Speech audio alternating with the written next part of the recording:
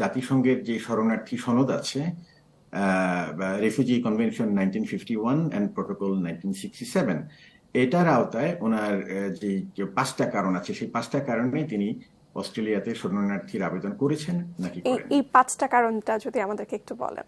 Well-founded fear of persecution if a person is outside his country of citizenship or nationality or habitual residence for reasons of race, সম্প্রদায়, religion, ধর্মীয় বিশ্বাস, political opinion, রাজনৈতিক মতবাদ, citizenship or nationality, অথবা হচ্ছে particular social group, সামাজিক সম্প্রদায়।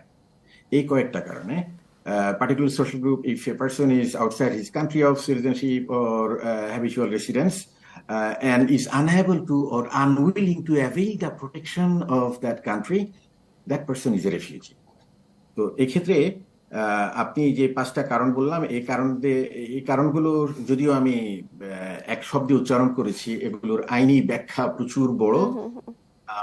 রাজনৈতিক বিশ্বাস এবং সামাজিক সম্প্রদায়, এই দুটো কারণে বাংলাদেশ থেকে সবচেয়ে বেশি শরণার্থীর আবেদন অস্ট্রেলিয়াতে হয়। এবং যদি যে ক্লেমগুলো করা হচ্ছে এটা প্রমাণ করা সম্ভব হয়, তাহলে অবশ্যই তিনি রিফিউজি ভিসাটা পাবেন।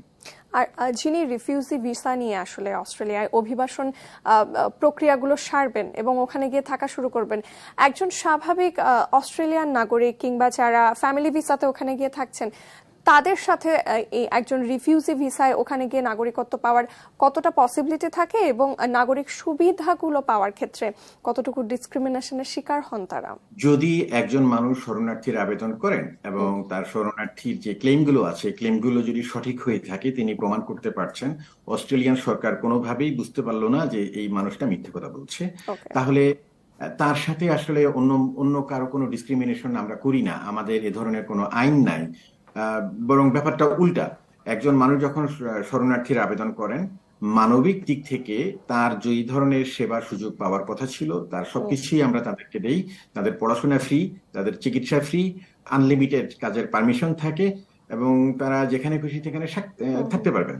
যদি কেউ ধরা পড়েন যে উনি মিথ্যে কারণ দেখিয়ে, মানে উনি একজন রিফিউজি হওয়ার সকল শর্ত পূরণ করতে পারছেন না এবং উনি কোনোভাবেই এই ক্যাটাগরিজের মধ্যে পড়ছেন না, যখন উনি ধরা পড়বেন সেক্ষেত্রে শাস্তির কি ব্যবস্থা রয়েছে?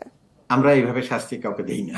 ওকে, সেক্ষেত্রে আপনারা কি ব্যবস্থা নেন? আবেদন রিফিউজড হবে এবং তার আপিল করার অধিকার থাকবে, তিনি আপিল করবেন এবং আপিল করার বিভিন্ন স্তর আছে, সবগুলো যখন শেষ হয়ে যায়, এর মধ্যে অনেকগুলো বছর পার হয়ে যায়, তিনি যদি তারপরেও প্রমাণ করতে পারেন অস্ট্রেলিয়ার জন্য তিনি হয়তো একজন অ্যাসেট, অথবা যদিও তার রেফিউজি ভিসাটা, তিনি রেফিউজি নন, এই কারণে আইনি ধারাগুলো শর্তগুলো পূরণ করতে পারেননি, তাই ভিসা হয়নি, কিন্তু এর মাঝখানে তার জীবন পরিবর্তিত হয়েছে, এই মুহূর্তে তিনি তার নিজের দেশে ফেরত গেলে নির্যাতিত হওয়ার যথেষ্ট সম্ভাবনা আছে এবং টর্চার কনভেনশন ভায়োলেট হওয়ার সম্ভাবনা আছে, সেক্ষেত্রে আমরা মিনিস্টারের কাছে যেতে পারবো।